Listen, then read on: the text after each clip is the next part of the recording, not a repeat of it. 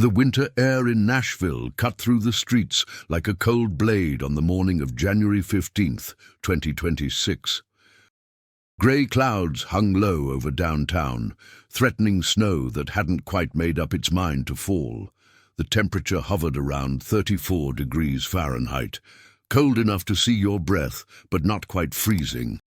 Along Fifth Avenue North, the historic Ryman Auditorium stood like a red brick sentinel, its arched windows watching over the street musicians who gathered near its entrance, hoping to catch the attention of tourists and locals hurrying past. Tyler Brennan positioned himself in his usual spot, just to the left of the Ryman's main entrance, where the acoustics bounced off the building's brick facade. At 28 years old, he'd been playing this corner for nearly 3 years, ever since his life had taken an unexpected turn. His fingers, red and stiff from the cold, fumbled slightly as he tuned his worn Martin D28 guitar, a 1970s model that had belonged to his late father, Daniel Brennan, who'd been a session musician in the 1990s before lung disease had ended both his career and his life when Tyler was just 14. Tyler wore layers against the cold.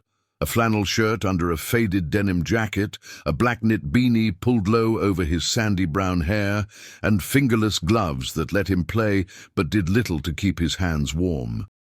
His guitar case lay open at his feet, containing a modest collection of dollar bills and loose change, maybe $12 so far, and he'd been playing for nearly 2 hours. The morning crowd was thin. A few business people hurried past, eyes on their phones, earbuds blocking out the world. A couple of tourists stopped briefly, smiled politely, then moved on without dropping anything in his case. Tyler had learned not to take it personally. Nashville was full of musicians, and street performers were as common as honky-tonks. You had to be exceptional to make people stop, and even then, you had to be lucky. He launched into Mama Tried, the Merle Haggard classic, his voice carrying that raw, weathered quality that came from genuine hardship rather than affectation. Tyler's voice had always been his strongest asset, not technically perfect, but authentic in a way that made you believe every word he sang. It was the kind of voice that belonged in smoky bars and small venues where real people came to hear real stories. As he sang about turning 21 in prison, his mind wandered to his own 21st birthday, spent in a hospital waiting room while doctors fought to save his mother's life. Dorothy Brennan had been diagnosed with stage 3 breast cancer just 2 weeks before Tyler's senior year at Belmont University. He'd been a music business major with dreams of becoming a producer, maybe a songwriter. Those dreams had evaporated faster than morning frost under a harsh sun. The treatment had been brutal: surgery, chemotherapy, radiation. The medical bills had piled up like snow in a blizzard, even with insurance. Tyler had dropped out of Belmont to work full-time, taking a job as a server at Tootsie's Orchid Lounge on Broadway, working doubles and playing on the street whenever he could. His mother had fought hard and won. She'd been cancer-free for 2 years now, but the financial devastation remained. They'd lost their small house in East Nashville. Medical debt collectors called constantly. Tyler now rented a cramped 1-bedroom apartment in Antioch, a rough neighborhood south of downtown, for $850 a month, nearly half his income from the restaurant. His mother lived with him, sleeping in the bedroom while Tyler took the couch. She'd been a nurse before the cancer, but the treatment had left her with neuropathy in her feet and hands, making it impossible to work. She was 53 years old and felt like she'd become a burden to her only child, though Tyler would never see it that way. The guitar case at his feet represented more than just tip money. It was Tyler's dream fund, money he was slowly, painfully saving to record a proper demo. He'd written over 50 songs in the past 3 years, pouring his experiences into lyrics that felt true and melodies that stuck with you. He had enough material for 3 albums, but without a professional recording, without something he could shop to labels or managers, it was all just notebooks and voice memos on his phone. A gust of wind swept down Fifth Avenue, carrying with it the smell of roasting coffee from the cafe across the street and the faint sweetness of someone's maple syrup-covered breakfast. Tyler's stomach growled. He'd skip breakfast to save money, just a cup of black coffee at home. He'd eat later, after his shift at Tootsie's started at 2 o'clock. He transitioned into "He Stopped Loving Her Today," the George Jones heartbreaker that every country musician worth their salt knew by heart. As he sang about a love that lasted until death, an elderly couple stopped to listen. The woman leaned against her husband, and Tyler saw her wipe a tear from her eye. When the song ended, the man approached and placed a $20 bill in the guitar case. "Beautiful, son," the man said, his voice thick with emotion. "That was our wedding song, believe it or not, 46 years ago." "Thank you, sir," Tyler replied, his voice genuine. "That means more than you know." The couple walked away holding hands, and Tyler felt a familiar mixture of gratitude and frustration. This was why he did it. Those moments of real connection when music became a bridge between souls. But it wasn't enough to live on. It wasn't enough to build a future on. He checked his phone, 10:47 a.m. He'd play until 1 o'clock. Then head home to change into his work uniform, grab something quick to eat, and start his shift. 6 days a week, the same routine. Sunday was his only day off, which he spent writing songs and helping his mother with groceries and errands.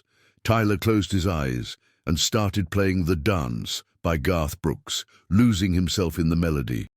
He didn't notice the woman who'd stopped about 20 feet away, standing near the corner of the building, watching him with an intensity that went beyond casual interest. Reba McEntire stood perfectly still, her presence concealed by carefully chosen anonymity. She wore dark jeans, brown leather boots, a heavy black wool coat, and a burgundy scarf wrapped around her neck and lower face. A black baseball cap and oversized sunglasses completed the disguise.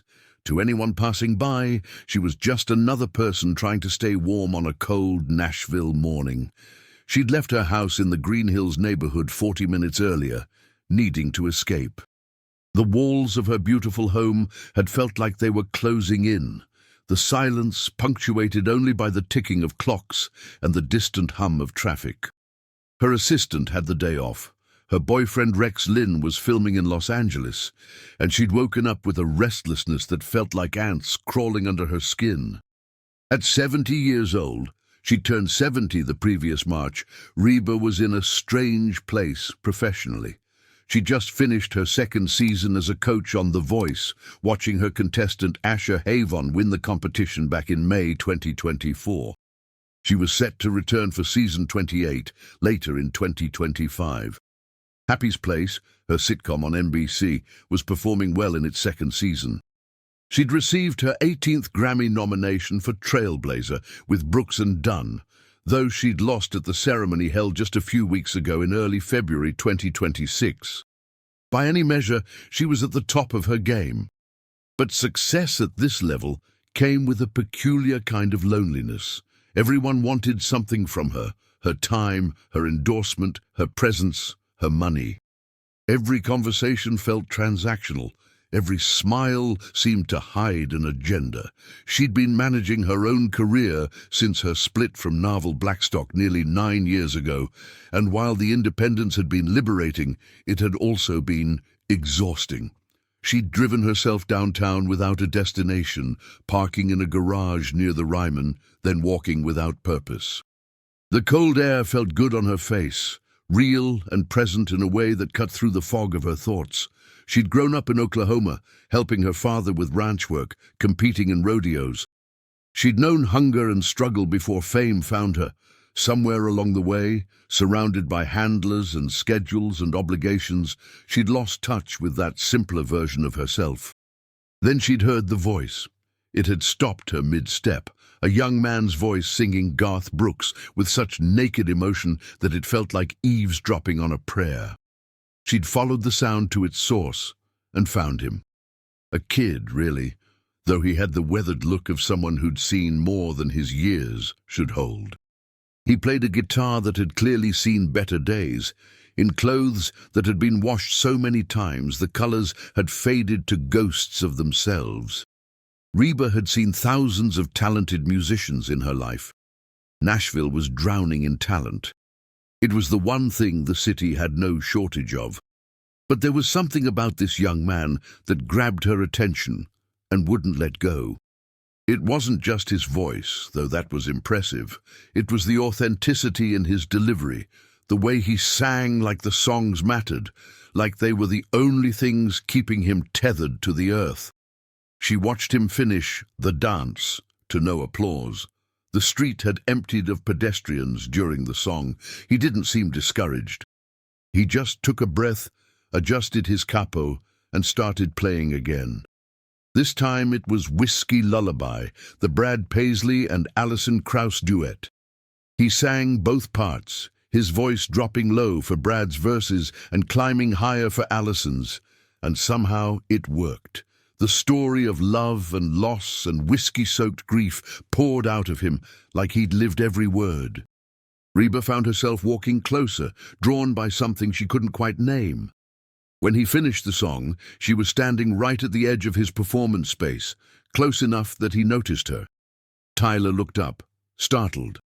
"Morning, Mom," he said, his southern politeness automatic. "Any requests?" Reba heard herself speak before she'd consciously decided to.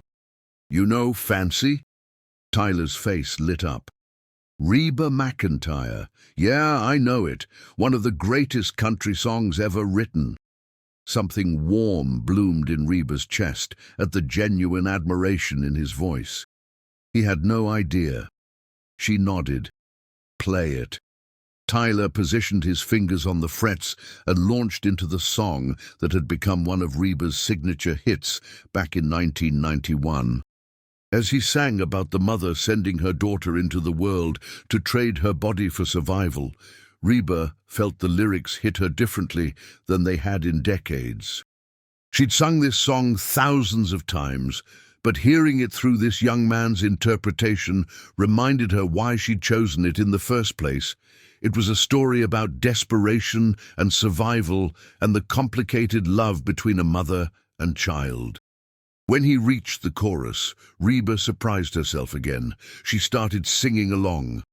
Tyler's eyes widened, but he didn't stop playing. His fingers continued their work on the guitar strings, while this stranger in sunglasses and a scarf sang Fancy with a voice that sounded professionally trained, more than trained, familiar, though he couldn't quite place it. A few people stopped to watch. Two women pulled out their phones and started recording. A man in a business suit paused on his way to wherever he was going, a smile crossing his face. Reba and Tyler finished the song together, their voices blending in a way that felt natural and unforced. When the last chord faded, the small crowd that had gathered applauded. Several people dropped bills into Tyler's guitar case, a 5, 2 10s, a handful of ones. "That was incredible," Tyler said, slightly breathless. "You've got an amazing voice. Are you a singer?" Reba smiled behind her scarf. "I sing a little." "You're pretty good yourself." "Thanks. I'm Tyler. Tyler Brennan." She hesitated only a moment. "I'm Rebecca." It wasn't entirely a lie. Reba was short for Rebecca, her given name, though only her mother had called her that. "Nice to meet you, Rebecca. You visiting Nashville, or do you live here?" "I live here. Just needed to get out of the house, you know, clear my head." Tyler nodded like he understood completely. "I get that. Some days the walls feel too close." They stood there for a moment, an odd pair, the famous singer disguised as nobody, and the nobody who dreamed of being famous. A food delivery driver on a bike zipped past. A tour bus rumbled down the street. Life in Nashville continued its rhythm around them. "You do this full-time?" Reba asked, gesturing to the guitar case. "The street performing?" Tyler laughed, but there was no humor in it. "I wish. No, I work at Tootsie's, serving drinks to tourists who come to Nashville thinking they'll discover the next big thing." I play here when I can, trying to save up money to record some songs properly. It's slow going. You write your own stuff? Yeah, I've got a whole notebook full, but nobody wants to hear originals when you're playing on the street. They want to hear songs they know, songs they can sing along to. Reba nodded slowly. That's the catch-22. You can't break through without original material, but you can't get people to listen to original material until you've already broken through. Exactly, Tyler said, his voice carrying the weight of someone who'd had this realization break his heart more than once. You sound like you know the industry. A little, Reba said carefully. I've been around it for a while. Tyler checked his phone and frowned. I hate to cut this short, but I've got to wrap up soon. Need to get home, change, and head to work. What time do you usually play here? Most mornings, weather permitting. Usually 9 to 1, then I've got my shift at the restaurant 2 to 10. Sometimes I'll come back out here late if I'm not too tired. Reba made a decision that felt both impulsive and somehow inevitable. Can I come back tomorrow? Maybe sing a few more songs with you? Tyler looked surprised. Seriously? Yeah, absolutely. I mean, you've got a killer voice. We sounded pretty good together. We did, Reba agreed. Tomorrow then, same time. I'll be here. Reba reached into her coat pocket and pulled out a $50 bill, placing it in Tyler's guitar case before he could protest. Rebecca, that's too much. Consider it payment for helping me remember why I love music, she said simply. See you tomorrow, Tyler. She walked away before he could respond, her heart beating faster than it had in months. As she made her way back to her car, she felt something she hadn't felt in a long time: anticipation. Not the rehearsed anticipation of a scheduled performance or a scripted television appearance, but the genuine excitement of not knowing what would happen next. Behind her, Tyler stood staring at the $50 bill in his case, wondering who this Rebecca woman really was and why her voice sounded like something he should recognize. Tyler's apartment in Antioch felt smaller than usual when he got home at 11:45 p.m. that night. His shift at Tootsie's had been brutal. Friday nights always were, with drunk bachelorette parties and rowdy tourists who tipped poorly and treated servers like servants. His feet ached, his back hurt, and his ears were still ringing from the live band that had played too loud in the small space. But through the exhaustion, he couldn't stop thinking about Rebecca. Dorothy Brennan was watching an old episode of Gunsmoke. When Tyler walked in, the TV volume turned low. She sat in the worn recliner they'd bought from a thrift store, a blanket over her legs, reading glasses perched on her nose as she worked on a crossword puzzle. She looked up when her son entered, her expression automatically shifting to concern. "Long night?" she asked. "The usual." Tyler dropped his keys on the small kitchen counter that separated the living area from the cooking space. "How are you feeling?" "Same as always. The neuropathy's acting up a little, but nothing I can't handle."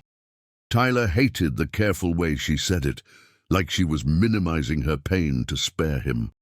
He'd watched cancer try to kill his mother, watched chemotherapy poison her to save her, watched her lose her hair and her strength and nearly her hope. She'd fought her way back, but the disease and its treatment had left permanent scars, physical, financial, and emotional. "I met someone interesting today," Tyler said, opening the small refrigerator to find something to eat. There wasn't much. Some sandwich meat, a few eggs, half a gallon of milk, condiments. He made a mental note to go grocery shopping on Sunday. "Oh," Dorothy's voice carried a mother's automatic interest. "A girl? A woman, I guess. Older than me. She just walked up while I was playing at the Ryman and asked me to play Fancy. Then she sang it with me, Mom, and she was incredible. Like professionally incredible." "Did you get her number?" Dorothy asked with a slight smile. "It's not like that. She just wanted to sing, said she needed to get out of the house, clear her head. There was something about her, though, something, I don't know, familiar, but I can't place it." Tyler made a sandwich with the dwindling supplies, telling his mother about the encounter while she listened with the patient attention she'd always given him. When he mentioned the $50 bill Rebecca had left in his guitar case, Dorothy raised her eyebrows. "That's generous." "Too generous," Tyler agreed. "I tried to refuse it, but she just said something about remembering why she loves music and walked away. She's coming back tomorrow to sing with me again." Dorothy studied her son's face, seeing something there she hadn't seen in a long time. A spark of excitement, a break in the clouds of exhaustion and worry that had become his default expression. "I think you should go," she said. "Not because of the money, but because you look happier talking about this woman and one morning of singing than you have in months." Tyler ate his sandwich standing at the counter, too tired to sit. "We need the money, though. Every dollar I make on the street is a dollar closer to recording those demos." "How much do you have saved now?" $1,800. "I need at least $5,000 to do it right. Rent a decent studio, hire a sound engineer, pay for mixing, maybe some session musicians for the songs that need more than just acoustic guitar." Dorothy's face fell slightly. She knew those numbers represented hundreds of hours of her son's life. Hours spent playing on cold streets, serving drunk tourists, sacrificing his youth to pay for her medical bills and keep them both afloat. "Tyler, honey, you know I never wanted—" "Don't," Tyler interrupted gently. "We're not doing this again. You're my mom. I'd do it all again in a heartbeat. We're going to be okay." But as he said it, Tyler wasn't entirely sure he believed it. They were treading water, not drowning, but not swimming either. The medical debt was overwhelming, over $150,000 even after insurance, and the collection agencies were relentless. They'd offered payment plans Tyler couldn't afford. His credit was destroyed. Every month was a careful calculation of which bills to pay and which to let slide. "You should sleep," Dorothy said. "You're playing tomorrow morning?" "Yeah. Rebecca said she'd come back around 10. "Then get some rest. I'll see you in the morning." Tyler kissed his mother's forehead, grabbed a pillow and blanket from the small closet, and made his makeshift bed on the couch. Through the thin walls, he could hear the neighbors arguing, a baby crying, someone's TV turned up too loud. But within minutes, exhaustion pulled him under, and he slept without dreaming.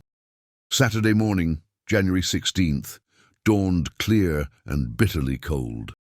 The temperature had dropped overnight to 26 degrees, and a thin layer of frost covered everything like crystallized breath. Tyler arrived at his usual spot near the Ryman at 9:30 a.m., his fingers almost too numb to tune his guitar. The weekend crowd was already bigger than Friday's had been. Tourists, mostly, couples and families bundled up against the cold, walking between shops and restaurants, trying to soak up Nashville's famous music culture. Tyler launched into his usual repertoire, starting with some Johnny Cash to warm up his voice and his spirits. By 10:15, he'd made $30 and was beginning to wonder if Rebecca would actually show up. Maybe yesterday had been a fluke, a moment of spontaneous kindness she'd already forgotten. He was midway through Ring of Fire when he spotted her walking down Fifth Avenue, dressed similarly to yesterday, but with a dark green scarf instead of burgundy. Reba had barely slept. She'd spent Friday evening at home, turning down a dinner invitation from friends, claiming she was tired. Instead, she'd sat in her music room, surrounded by awards and platinum records and photographs, documenting a 45-year career, and she'd felt more disconnected from it all than ever. When had it become work instead of joy? When had performing become an obligation instead of a calling? She couldn't pinpoint the exact moment, but somewhere in the decades of touring and recording and promoting and performing, the pure love of music had gotten buried under layers of business and branding. Singing with Tyler yesterday had cracked something open inside her. For 3 minutes, she'd been just a voice in harmony with another voice, making something beautiful for its own sake. No cameras, no expectations, no agenda, just music. She approached Tyler's performance space, and he grinned when he saw her, never missing a chord change in Ring of Fire. "Good morning, Rebecca," he called out. "Morning, Tyler. Sorry I'm a little late." "You're right on time. Any requests?" Reba thought for a moment. "How about Does He Love You? You know it." Tyler's smile widened. "The Reba and Linda Davis duet. Yeah, I know it. Fair warning, I'm not Linda Davis." "I'll take your part," Reba said. "You take Linda's." They launched into the song about two women discovering they were both in love with the same man, each singing from a different perspective. Tyler's voice climbed into a higher register for Linda's desperate questions, while Reba's voice carried the weight of the wife's anguished accusations. The role reversal somehow made the song more poignant, two voices trading pain and betrayal like blows. A crowd gathered quickly, more than a dozen people, phones out, capturing the moment. When the song ended, applause echoed off the Ryman's brick walls, and Tyler's guitar case filled with bills. "That was something else," Tyler said, breathing hard. "Your voice. Rebecca, seriously, who are you? I know I've heard you sing before." Reba's heart raced. She hadn't expected the direct question. "I used to sing professionally, a long time ago. Nothing major." It was a lie, but Tyler seemed to accept it. "Well, you're incredible. We should do more duets. They bring in better tips." They spent the next 2 hours trading songs.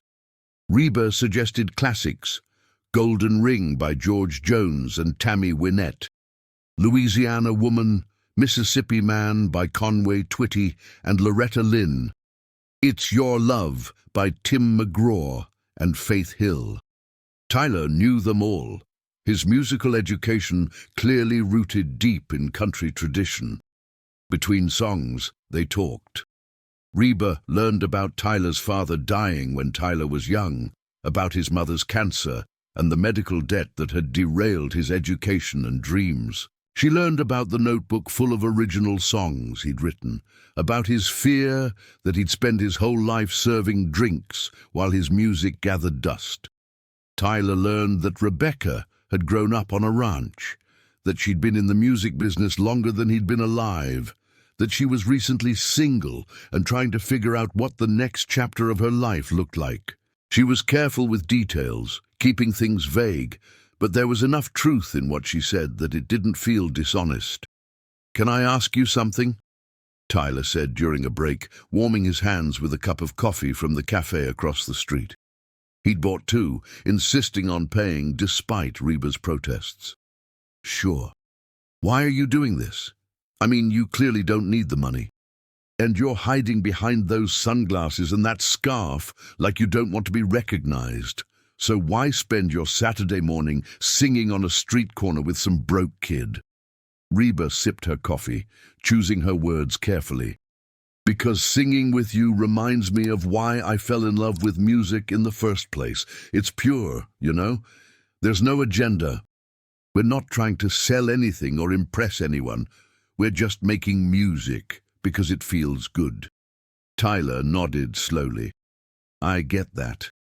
Sometimes when I'm at work, listening to the terrible cover bands playing the same 5 songs over and over, I forget that music is supposed to feel like something. It's supposed to mean something." "Your originals," Reba said. "Would you play one for me?" Tyler looked uncertain. "People don't really stop for originals." "I'll stop. I want to hear what you've written." After a moment's hesitation, Tyler nodded. He pulled a worn notebook from his guitar case, flipping through pages covered in lyrics and chord notations. "This one's called The Weight of Water. It's about my mom, about watching her fight cancer and feeling helpless." He started playing, and Reba went very still. The song was devastating in its simplicity. Tyler sang about sitting in hospital waiting rooms, about watching someone you love fade like a photograph left in the sun, about the weight of water, tears, IV drips, the ocean of grief threatening to drown you. His voice cracked in places, and Reba could tell these weren't performance choices, but genuine emotion bleeding through. When he finished, Reba had to blink back tears. "Tyler, that's a hit." That's a legitimate hit song. You think so? His voice was hopeful but guarded, like he'd been disappointed too many times to fully believe praise. I know so. The lyrics are strong, the melody is memorable, and it's emotionally honest. That's what people connect with, truth. Tell that to the record labels, Tyler said with a bitter laugh. I've sent demos to every label in Nashville, can't even get past the assistants. How were the demos recorded? On my phone, mostly. I borrowed a friend's USB microphone for a few, recorded them on my laptop in the apartment. They sound like exactly what they are. Amateur hour. Reba felt a familiar frustration rising. The industry was full of talented people who never got a shot because they didn't have the money or connections to open the right doors. Meanwhile, mediocre artists with rich parents or industry connections got record deals and radio play. If you could record properly, Reba asked, how many songs would you want to put on a demo? 5, maybe 6. Enough to show range, but not so many that busy executives won't listen to the whole thing. Reba made a decision. How much would that cost, to do it right? I've gotten quotes from some studios, anywhere from 4,000 to 8,000, depending on how fancy you want to get. I've saved about 1,800 so far. He laughed darkly. At this rate, I'll be able to afford it right around my 35th birthday. What if I helped you? Tyler's head snapped up. What? What if I helped finance the recording? Consider it an investment in talent. Rebecca, I can't accept that. I don't even know you. You know I love music, and I recognize real talent when I hear it. That song you just played, that needs to be recorded properly. Those other songs in your notebook, they deserve to be heard. Tyler looked torn between hope and suspicion. Why would you do this? Because I spent 45 years in this industry, Reba said, then caught herself. I mean, I've been around it for a long time, and I'm tired of watching talented people like you get ignored because you don't have the right connections or enough money. Let me help. I'd pay you back, every cent, I swear. Let's worry about that later. Right now, let's focus on getting your songs recorded. Reba pulled out her phone. I know a studio in Green Hills. Excellent equipment, good engineer. Let me make some calls. As Reba stepped away to make her phone call, Tyler stood in the cold, staring at the guitar case at his feet, wondering if this was really happening or if he'd fallen asleep on the couch and was dreaming the whole thing. A woman stopped in front of him. Excuse me, but was that Reba McEntire singing with you earlier? Tyler blinked. What? No, that's Rebecca. She used to sing professionally. The woman looked unconvinced but smiled politely and moved on. Tyler glanced over at Rebecca, deep in conversation on her phone, and a strange thought flickered through his mind. The voice. The way she knew every classic country duet. The careful way she avoided giving specific details about her past. No, he thought, that would be crazy. But the seed had been planted, and Tyler couldn't quite shake the feeling that his life had just changed in ways he couldn't yet understand. By Monday afternoon, Tyler was standing inside Blackbird's studio in the Berry Hill neighborhood, feeling like he'd stepped into a dream. The studio was legendary in Nashville circles, established by John McBride, husband of Martina McBride, and known for recording everyone from Taylor Swift to Kings of Leon. The control room looked like a spaceship. With more buttons, knobs, and screens than Tyler could count, Rebecca had made it happen with 2 phone calls and a credit card. This is insane, Tyler breathed, looking around. This place costs like $2,500 a day. Don't worry about the cost, Rebecca said. She dressed more casually today, jeans, boots, and a simple black sweater, but she still wore the baseball cap and sunglasses even indoors. Worry about delivering your best performance. The session engineer, a laid-back guy in his early 40s named Chris Donovan, was setting up microphones. All right, Tyler, let's start with you playing through one of your songs so I can set levels. Rebecca mentioned you've got 6 originals you want to cut? 5, actually. Maybe 6 if we have time. We've got the studio booked for 3 days, so time shouldn't be an issue. Rebecca also mentioned you might want some accompaniment on certain tracks, piano, strings, that kind of thing. Tyler looked at Rebecca, overwhelmed. I don't want to spend more than necessary. Tyler, Rebecca said firmly, if we're doing this, we're doing it right. These songs deserve full production. Chris, what do you think?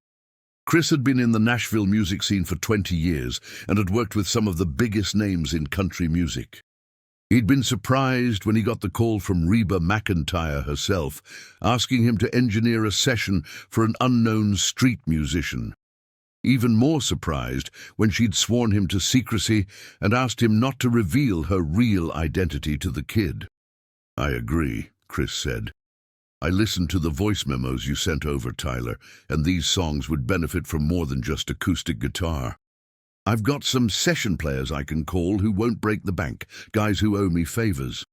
The first day was spent recording acoustic guitar and vocals for all 5 songs. Tyler had chosen his strongest material, The Weight of Water, the cancer ballad that had made Rebecca cry.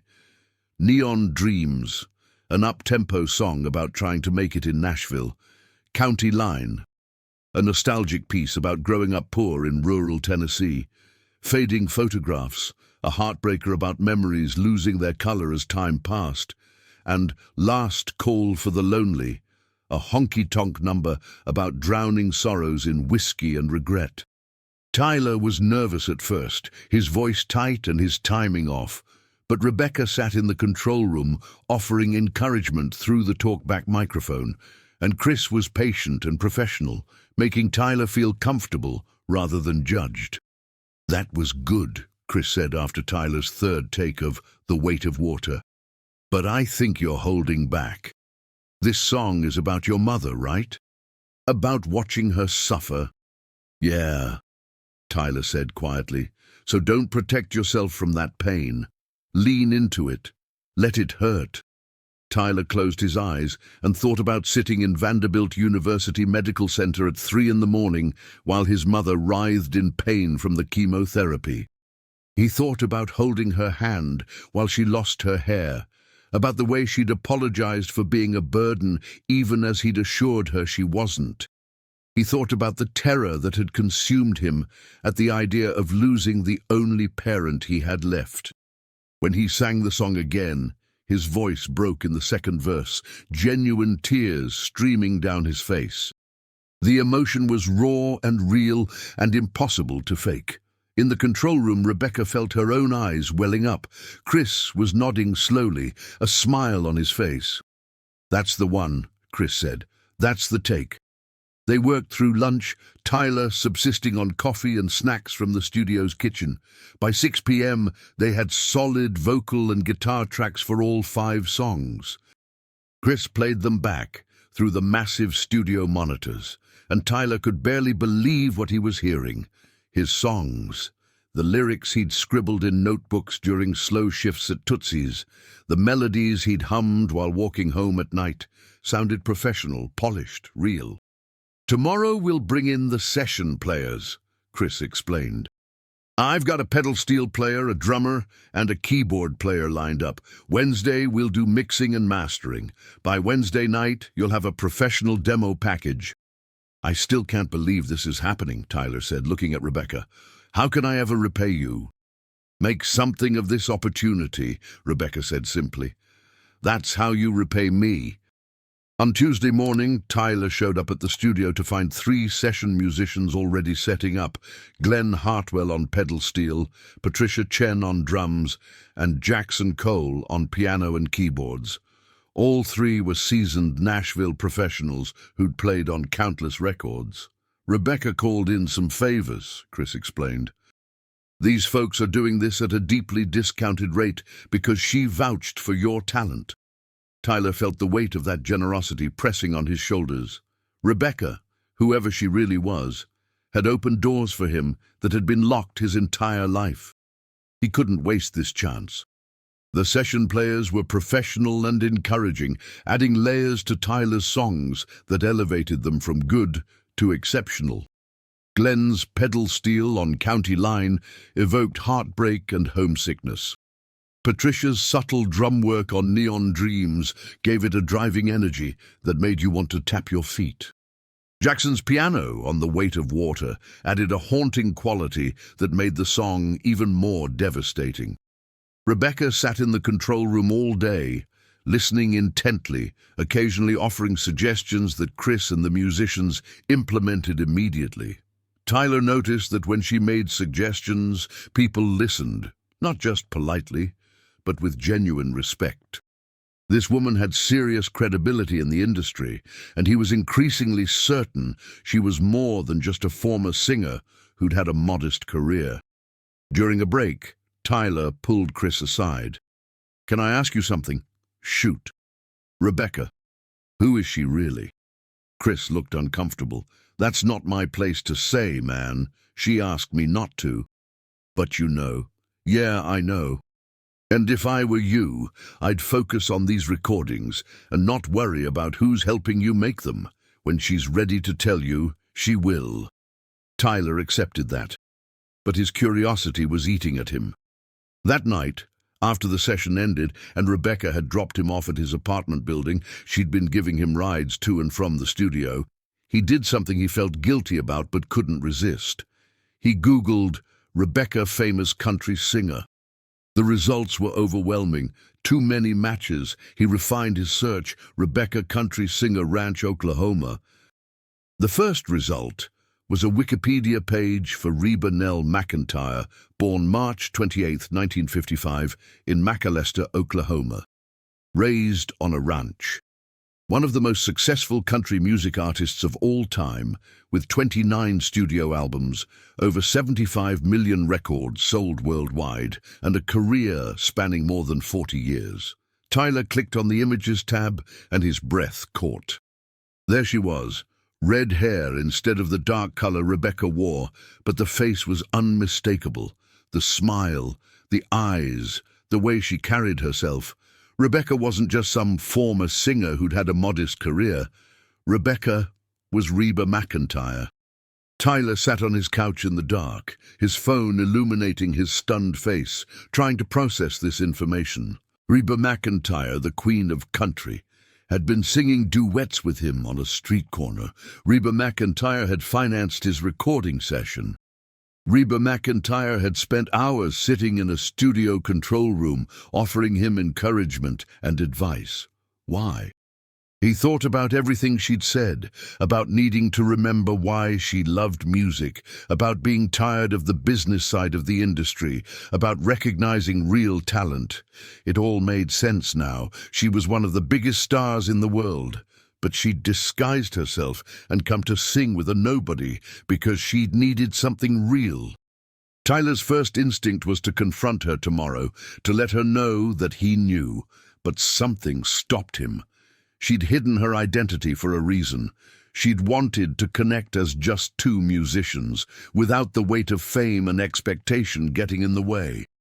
If he revealed that he knew, would it change everything? Would she disappear, the fairy godmother vanishing now that the spell had broken? He made a decision. He wouldn't say anything. He'd let her maintain her disguise, and he'd treat her the same way he had been, with gratitude and respect, but not worship. Because maybe that was what she needed, to be treated like a person instead of an icon.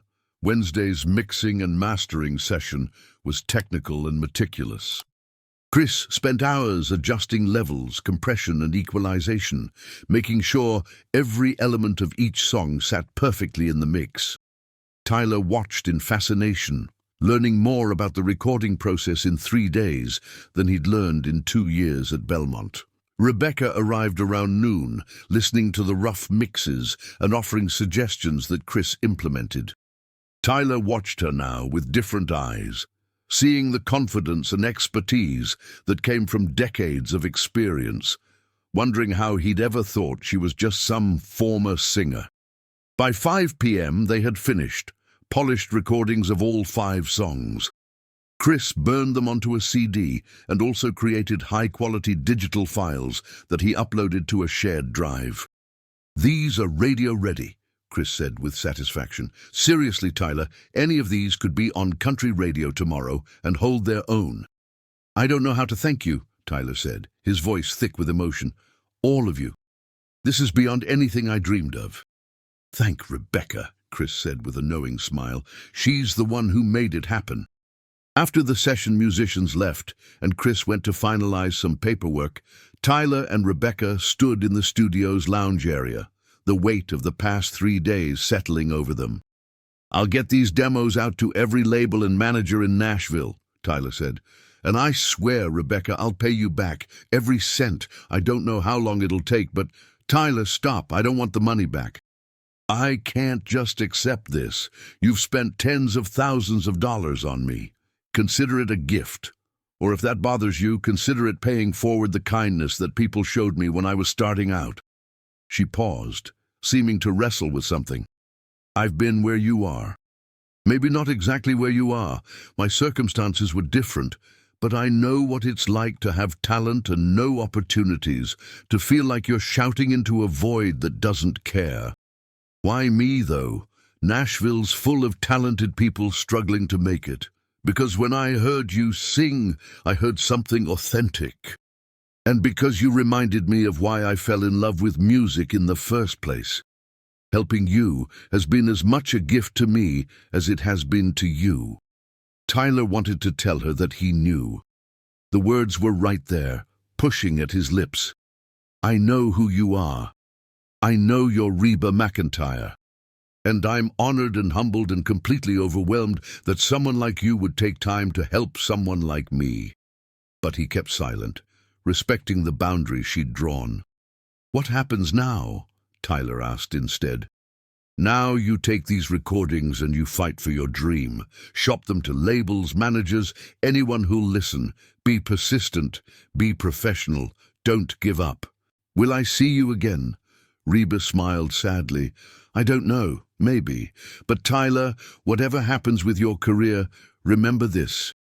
You have real talent.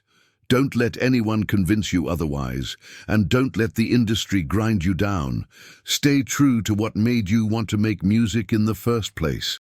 They stood there for a moment longer, two people whose lives had intersected in an unlikely way, both knowing that this moment was ending, but not quite ready to say goodbye. "Thank you," Tyler said finally, "for everything." "You're welcome. Now go change the world with those songs." Tyler left the studio carrying a CD that represented not just his music, but his future. As he walked to the bus stop, Rebecca had offered him a ride, but he'd declined, needing time alone with his thoughts. He felt hope blazing in his chest like a bonfire. He didn't know if these demos would open doors. He didn't know if any label would take a chance on a kid from Antioch with medical debt and no connections. But for the first time in 3 years, he had professional recordings of his songs. He had ammunition in the fight for his dreams. And he had a secret, the knowledge that Reba McEntire believed in him. 3 weeks passed, and Tyler's world became a relentless cycle of rejection. He'd burned 20 copies of his demo and sent them to every major and independent label in Nashville, along with personalized cover letters explaining who he was and why they should listen. He'd tracked down email addresses for talent managers, A&R executives, and music producers, sending digital copies with carefully crafted pitches. The responses ranged from form letter rejections to complete silence.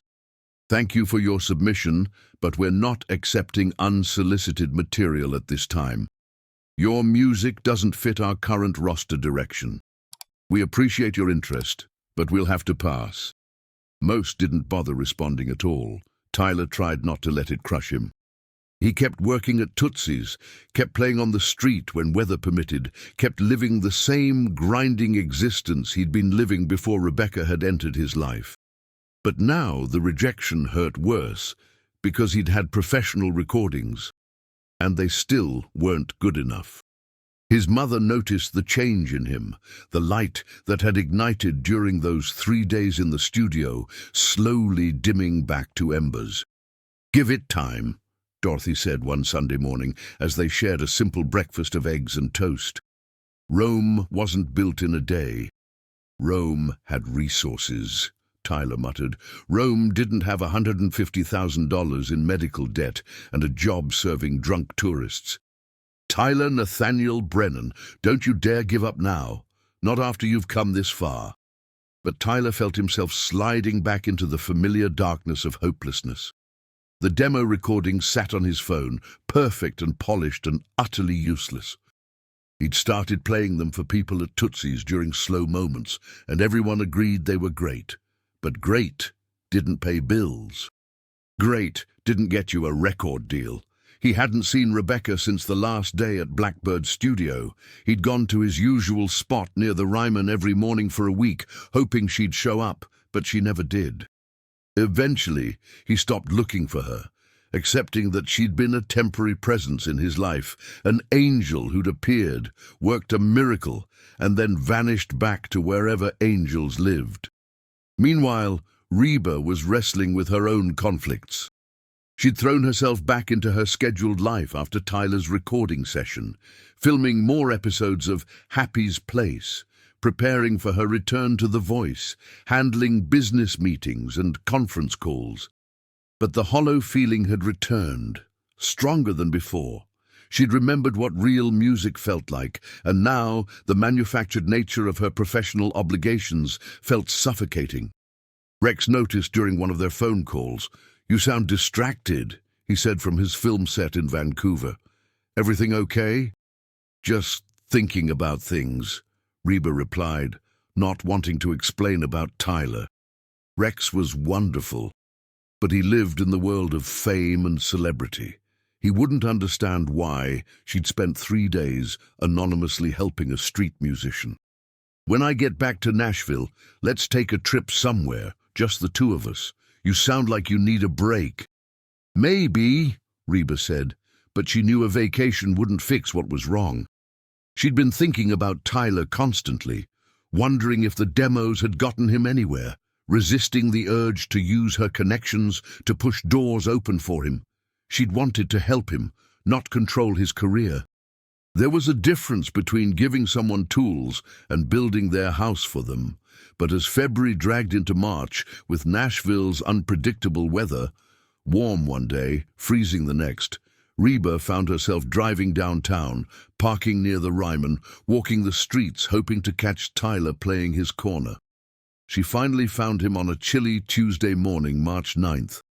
He was there in his usual spot, playing to a scattered crowd of tourists, his guitar case containing a modest collection of bills. But something had changed. The energy that had drawn her to him initially had dimmed. He was going through the motions, singing the words but not living them. Reba watched from a distance, her heart sinking. She recognized that look, the slow death of hope, the resignation of someone accepting that their dreams might never come true. She approached as he finished a song, and Tyler's eyes widened when he saw her. "Rebecca," he said, genuine surprise in his voice. "I thought maybe you'd left Nashville." "I've been around, just busy." She gestured to his guitar. "Mind if I join you?" "Please." They fell back into their rhythm easily, trading verses on familiar duets. The crowd responded, phones coming out, money dropping into Tyler's case.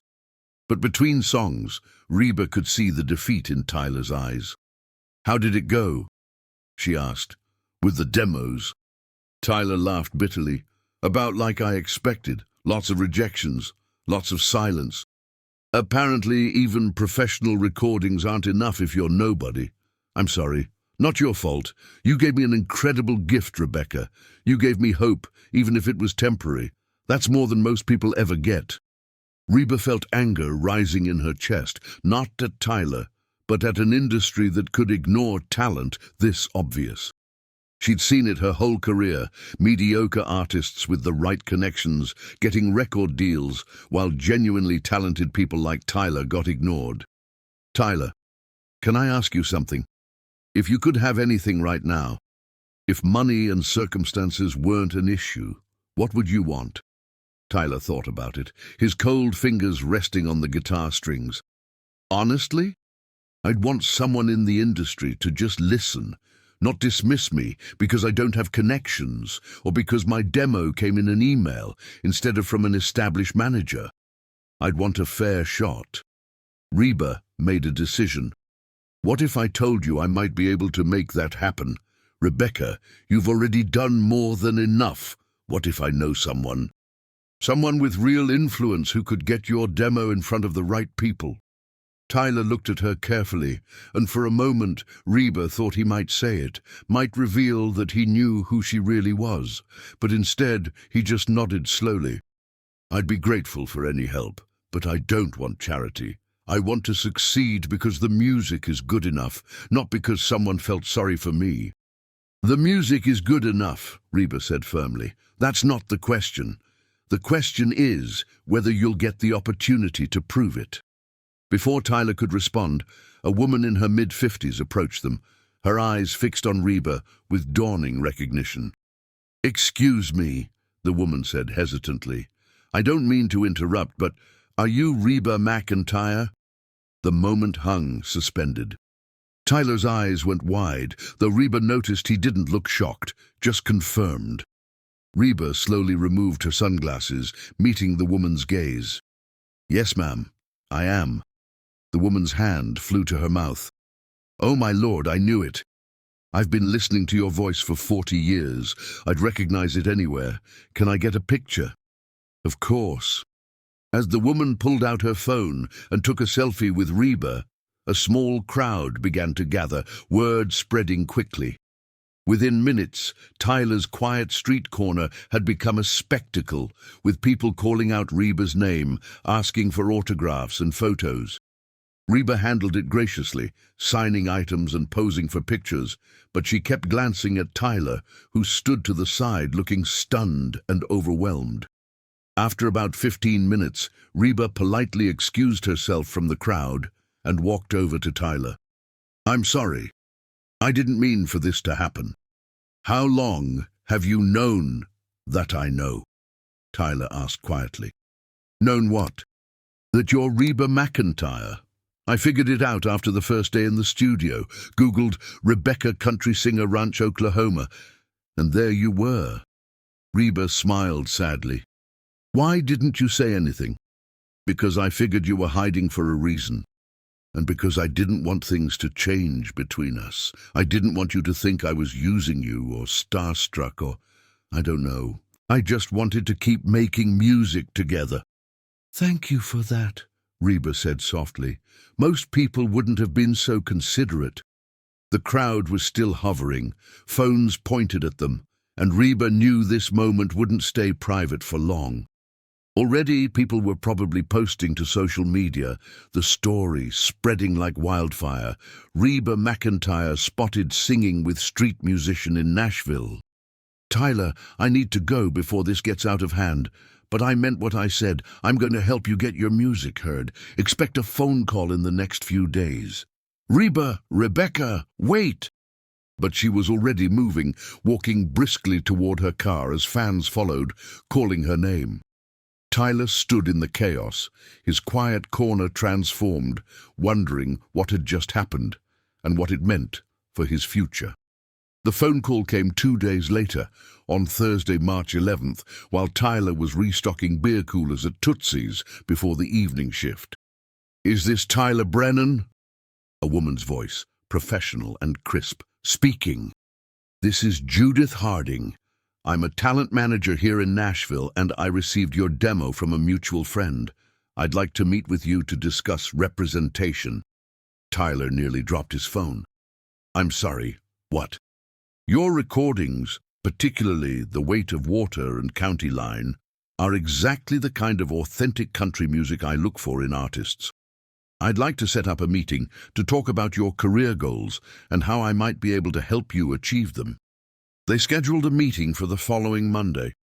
After hanging up, Tyler stood in the stockroom of Tootsie's, surrounded by cases of Budweiser and Jack Daniels, and laughed, a slightly hysterical sound that bubbled up from somewhere deep in his chest.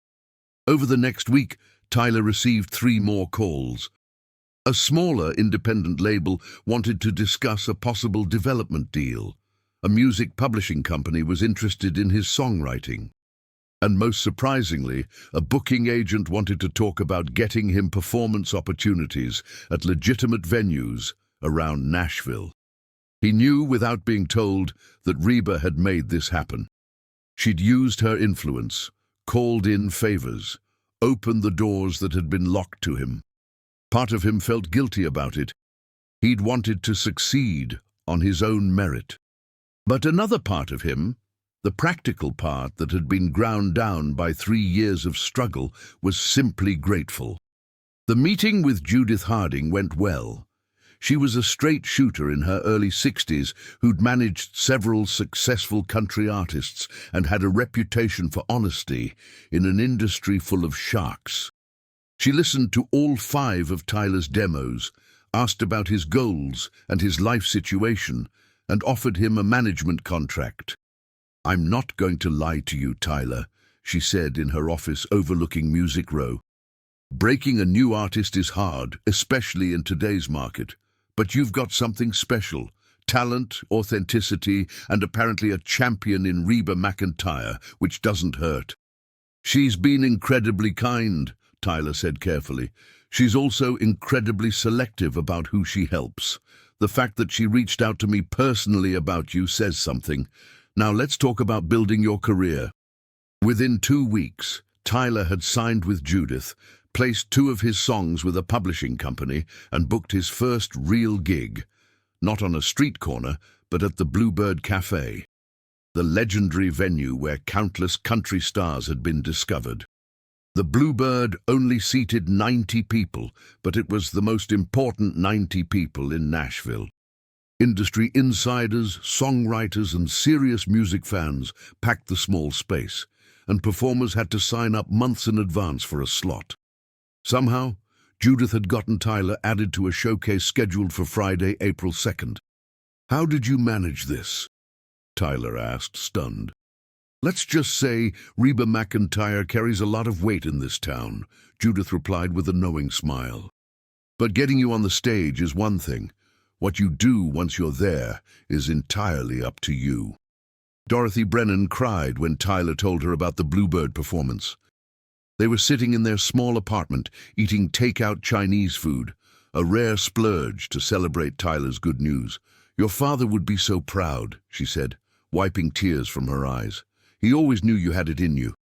"I wish he could be here to see it." "He is, honey, he is." Tyler spent every spare moment preparing for the performance. He'd been given a 20-minute slot to play 4 songs. He chose The Weight of Water, County Line, Neon Dreams, and a new song he'd written specifically for the Bluebird, The Long Road Home, about the journey from struggle to success and the people who helped you along the way. He hadn't seen Reba since that day when her identity had been revealed, though they'd exchanged a few text messages. She'd congratulated him on signing with Judith, told him she was proud of him, and wished him luck. He'd invited her to the Bluebird performance, not really expecting her to come. "I'll try to be there," she'd texted back. "But if I come, it'll cause a scene, might take attention away from you." "You being there would mean everything to me," Tyler had replied. "You're the reason this is happening." She hadn't responded to that, and Tyler accepted that she probably wouldn't come, but it was enough to know that she was out there somewhere, rooting for him. The night of April 2nd arrived with perfect spring weather, 65 degrees, clear skies, the kind of evening that made Nashville feel like the center of the universe. Tyler arrived at the Bluebird Cafe 2 hours early, his guitar in hand, wearing the nicest clothes he owned: dark jeans, a white button-down shirt, and the leather jacket that had belonged to his father. Dorothy came with him, along with Judith, and a few friends Tyler had made during his years in Nashville. The venue filled quickly, every seat taken, with people standing along the walls. Tyler recognized faces from the industry: A&R executives, established songwriters, music journalists. He was scheduled to go on third in the showcase after 2 other up-and-coming artists. When his turn came, he walked to the small stage area, really just a space in the center of the room with a stool and a microphone, and sat down adjusting his guitar. "Good evening, everyone," he said, his voice surprisingly steady despite the nerves jangling in his stomach. "My name is Tyler Brennan, and I'm going to play some original songs for you tonight. Thank you for being here." He started with County Line, the nostalgic song about growing up poor in rural Tennessee. The room went quiet, the kind of attentive silence that meant people were really listening. When he finished, applause filled the small space, genuine, enthusiastic applause. Next was Neon Dreams, the up-tempo Nashville anthem. People's heads nodded to the rhythm, and Tyler saw smiles on faces around the room. He was connecting. It was working. Then came The Weight of Water, the cancer ballad. As Tyler sang about hospitals and helplessness and the weight of watching someone you love suffer, he looked over at his mother, sitting at a small table near the front. Tears streamed down Dorothy's face, but she was smiling, her hand over her heart. The song ended in absolute silence, the kind of silence that's louder than applause. Then someone started clapping, and the whole room joined in, the applause building until people were standing, giving Tyler an ovation that made his vision blur with tears. "Thank you," he managed to say. "That song's about my mom, who's here tonight. She beat cancer, and she's the strongest person I know." More applause, and Tyler saw his mother mouthing "I love you" from her seat. For his final song, Tyler took a breath and looked around the room. "This last one is new. I wrote it about the journey to get here tonight, not just the past few weeks, but the past few years. It's about the people who help us when we're struggling, who believe in us when we don't believe in ourselves. It's called The Long Road Home." He started playing, and as he sang the first verse, he noticed movement near the back of the room. The door had opened, and someone had slipped in quietly. Even with the lights in his eyes, Tyler recognized her instantly. Reba McEntire stood at the back of the Bluebird Cafe. No disguise this time, just herself. Famous hair, elegant clothes, unmistakable presence. A few people noticed her and whispered to their neighbors, but most of the room remained focused on Tyler. He sang directly to her, the lyrics telling their story without saying it explicitly. "I was playing for pocket change and broken dreams. When an angel stopped to harmonize with me, she didn't have to care, didn't have to stay. But she saw something in me I couldn't see. It's a long road home when you're traveling alone, but somebody believed in me when I had nothing to show, picked me up when I was down, turned my life around. It's a long road home, but I'm finally homeward bound." Reba's hand went to her mouth, tears visible even from across the room. Tyler finished the song, his voice strong and clear, and the applause was thunderous. "Thank you," Tyler said. "Thank you all so much." As he stood to leave the performance area, the MC returned to the microphone. "Ladies and gentlemen, that was Tyler Brennan. Give it up one more time." The applause continued, and Tyler made his way back to where his mother sat. But before he could reach her, Reba appeared, moving through the crowd with purpose. "Tyler," she said, her voice thick with emotion. That song was true," Tyler finished. "Every word." Reba pulled him into a hug, right there in the middle of the Bluebird Cafe, and the room erupted in applause again, this time for both of them. Phones came out. Pictures were taken, but neither of them cared. "I'm so proud of you," Reba whispered. "You did it. You really did it." "We did it," Tyler corrected. "I couldn't have gotten here without you." The aftermath of the Bluebird performance moved quickly.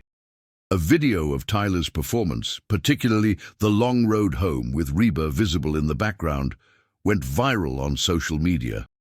Within days, Tyler had over 100,000 new followers on Instagram, and his demos were being streamed thousands of times. 2 major labels reached out with interest in signing him. A prominent booking agent wanted to put together a regional tour. Music journalists requested interviews, wanting to know the story behind the street musician who'd caught Reba McEntire's attention. Through it all, Judith guided Tyler with a steady hand, helping him navigate offers and opportunities without getting overwhelmed.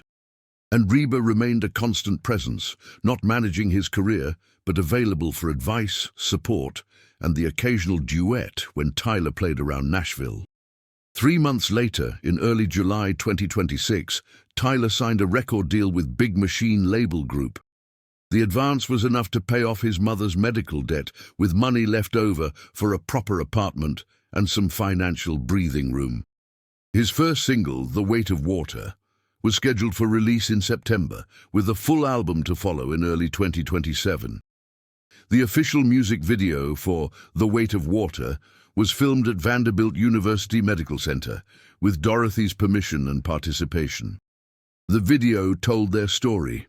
Mother and son fighting cancer together, the struggle and the survival, the love that endured through the darkest times. It ended with Tyler playing guitar in a hospital chapel, Dorothy watching from a chair, both of them older and wiser and grateful to still have each other. Reba made a cameo in the video's final scene, walking past Tyler in the hospital hallway, meeting his eyes with a small nod of recognition, a subtle acknowledgement of their connection and her role in his journey. When the video premiered on CMT and YouTube in early September, it immediately struck a chord with viewers. Comments poured in from people sharing their own cancer stories, their own struggles with medical debt, their own experiences of feeling invisible and forgotten. Tyler's story became their story, his voice a vessel for their pain and their hope. The single climbed the country charts steadily, reaching number 15 by mid-October, a remarkable achievement for a debut artist. Radio stations played it in heavy rotation, and Tyler began performing at bigger venues, opening for established acts, building a fan base one show at a time. On a cool evening in late October, Tyler performed at the Ryman Auditorium as part of a multi-artist benefit concert for cancer research. Standing on the stage of the Mother Church of Country Music, looking out at 2,000 people, he felt the full weight of how far he'd come. "About 10 months ago," he told the audience, "I was playing on the street right outside this building, hoping someone would drop $1 in my guitar case. I was broke, exhausted and losing hope. Then someone stopped to listen, someone who reminded me why I fell in love with music in the first place." He gestured to the wings of the stage, where Reba stood watching. "Ladies and gentlemen, would you please welcome Reba McEntire?" The crowd erupted as Reba walked onto the stage, wearing a beautiful burgundy gown, her trademark smile lighting up the historic venue. She hugged Tyler and took the microphone the stagehand offered her. "Tyler's being modest," Reba said to the audience. "The truth is, he reminded me why I fell in love with music. When I heard him singing on that street corner, I heard something I'd been missing in my own career: authenticity, passion, truth. He gave me a gift that day, and I'm honored that I could help him share his gifts with all of you." Together, they performed Fancy, the song that had brought them together that cold January morning. But this time, they weren't on a street corner playing for spare change. They were on the Ryman stage, playing for a packed house, their voices blending in perfect harmony. When the song ended, the standing ovation lasted nearly 3 minutes. Backstage after the show, Tyler found his mother waiting with Judith and a small group of friends. Dorothy pulled her son into a long embrace. "I'm so proud of you, baby," she whispered. "You never gave up." "I had a lot of help," Tyler replied, looking over at Reba, who was talking with other performers from the show. As if sensing his gaze, Reba excused herself and walked over to Tyler and Dorothy. "Mrs. Brennan," Reba said warmly, "your son is something special." "I've always known that," Dorothy replied, "but I'm grateful you saw it too. Thank you for believing in him when the world didn't." "The world's paying attention now," Reba said with satisfaction, "and this is just the beginning." Tyler's debut album, Long Road Home, was released in February 2027 to critical acclaim and commercial success. It debuted at number 3 on the Billboard Country Albums chart and number 12 on the Billboard 200. The album told Tyler's story, the struggle, the grief, the hope, the triumph, in 12 honest, beautifully crafted songs. Reviews praised his authentic voice and emotionally resonant songwriting. Rolling Stone called him the future of country music, an artist who understands that the genre's power lies in telling true stories about real people. Billboard noted that Tyler Brennan represents a return to country music's roots while still sounding fresh and contemporary.